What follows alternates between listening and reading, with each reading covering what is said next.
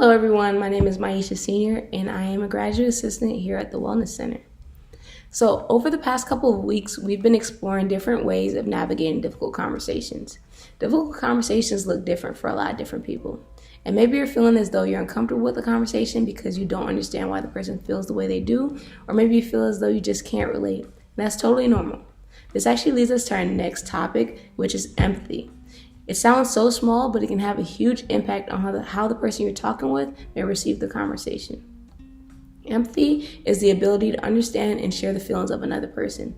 This is very important during these conversations because it actually helps us to see the world through another person's lens and can help us to gain understanding on both sides of the conversation.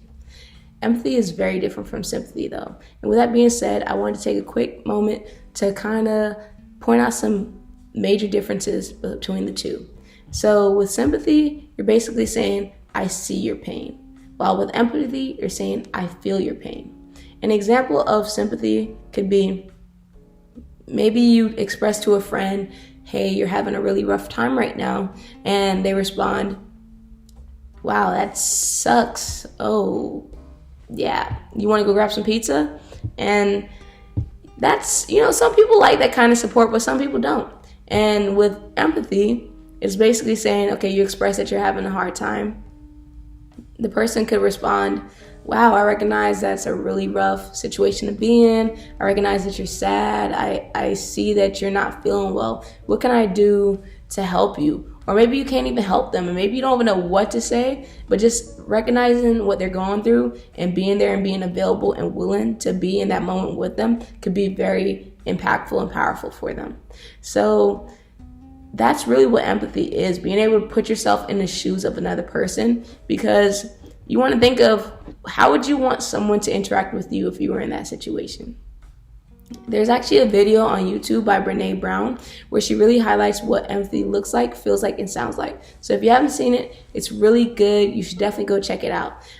She said that for empathy to really work, it is important for us to remember that we need to be willing to take the perspective that another person gives us as their truth. So what that basically means that what they say that they're feeling is exactly probably how the situation impacted them. That's what's true to them. Okay, we don't want to tell them how to feel, what they should have been feeling or anything, And the second thing is to stay judgment free. We're just naturally, by nature, judgmental creatures. And with empathy, you want to kind of turn off that critic in your mind and kind of just be present with the person.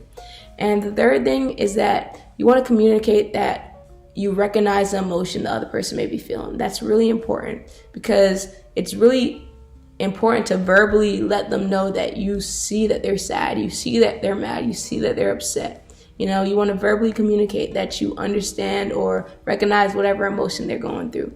And we've all been sad, mad, frustrated. So we know what those things look like sometimes in other people.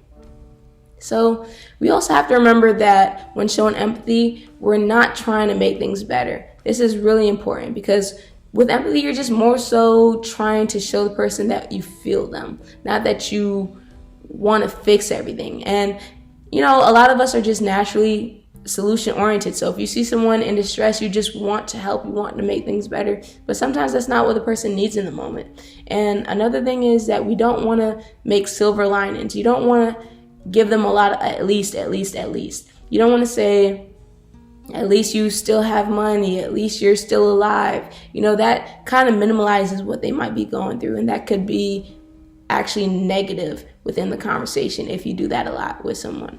So empathy could actually be that bridge that allows us to meet in the middle because we actually come from a lot of different places and a lot of different backgrounds. So it's sometimes just difficult to have conversations because we don't understand each other. But with empathy, we all had a lot of feelings throughout our life. So being able to recognize the feeling that someone's going through and express to them that you're here for them and willing to be in that moment with them could be very impactful and powerful for them. And you might not know exactly what to say, but even saying that you don't know what to say, but that you're available and willing to be here with them is really important for a lot of people. And that can actually help others to feel more understood and seen during these conversations. So lastly, I just want to remind you that empathy is very similar to any muscle in our body. It can be exercised and strengthened by practicing it in our daily lives. So go ahead and try using empathy in your next conversation and see what happens. See if it makes a difference. Hopefully this was a helpful tip for navigating difficult conversations using empathy. Thank you for watching, and please tune in next time for our next video within the series. Hope to see you then. Bye.